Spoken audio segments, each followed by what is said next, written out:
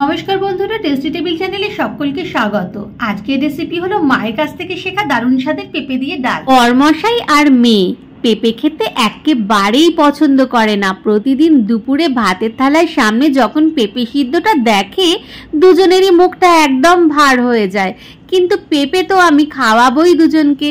মা বলে দিল একটা দারুণ উপায়, একটা দারুণ ডালের রেসিপি মা বলল। আমিও চট করে লুফে নিলাম চ্যালেঞ্জটা। ভাবে একবার পেঁপে দিয়ে ডাল করে তো অবশ্যই দেখতে হবে, যদি ওরা হাসি মুখে খেয়ে নেয়। অগত্যা পরের দিনই মায়ের রেসিপিতে বানিয়ে ফেললাম পেঁপে দিয়ে মসুর ডাল। চলুন আপনাদের সাথেও রেসিপিটা শেয়ার করে নিই। আমি এখানে মসুর ডাল খুব ভালো করে ধুয়ে নিয়েছি, প্রেসার কুকারে দিয়ে দিচ্ছি। বেশ কিছু পরিমাণে মসুর ডাল, একটু বেশি করেই নিয়েছি। পেঁপে লম্বা লম্বা করে কেটে এরকম একটু বড় করে কেটে নিয়েছি। দিলাম পরিমাণ মতো জল, সাথে দিয়ে দেব সামান্য হলুদ গুঁড়ো আর নুন, আর দিলাম সামান্য সর্ষের তেল। এবার প্রেসার কুকারের ঢাকনাটা বন্ধ করে দিয়ে দুটো হুইসেল হওয়ার পর্যন্ত অপেক্ষা করব।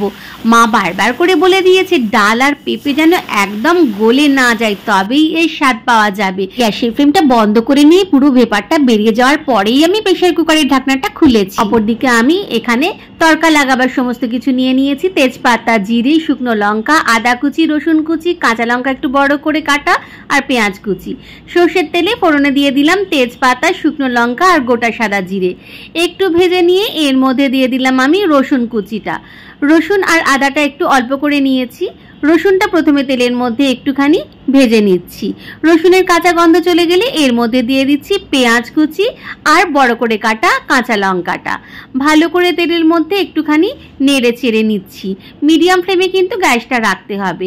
শেষকালে দিয়ে দেবো এতে আদা কুচিটা সবার লাস্টে দিয়ে একটু নেড়ে চেড়ে নেব। খুব বেশিক্ষণ নাড়ার কিন্তু দরকার নেই আদা কুচিটা দিয়ে।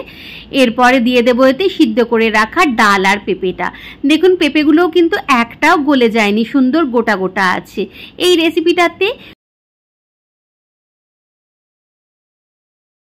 মসুর ডাল আর পেঁপে যদি গলে যায় তাহলে কিন্তু এর স্বাদ একদমই বদলে যাবে, তখন কিন্তু খেতে এতটা সুস্বাদু হবে না। মা তাই বারবার করে বলে দিয়েছিল যে ডালটা আর পেঁপেটা যেন একদম গোটা গোটা থাকে।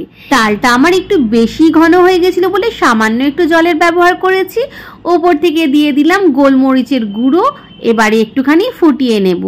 একদম হাই ফ্লেম করে দিয়ে ডালটাকে একটু ফুটিয়ে নিতে হবে। আমি সব কিছু ভালো করে নেড়ে চেড়ে নিচ্ছি। ফোটা পর্যন্ত একটু অপেক্ষা করব। ডাল ফুটতে কিন্তু শুরু করে দিয়েছে।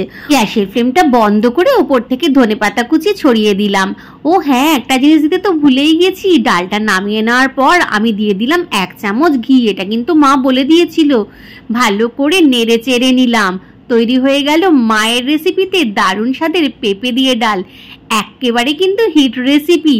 দারুণ লেগেছে বরমশাই আর মেয়ে দুজনেরই। রুটি দিয়ে খেতে তো অসাধারণ লাগে এটা।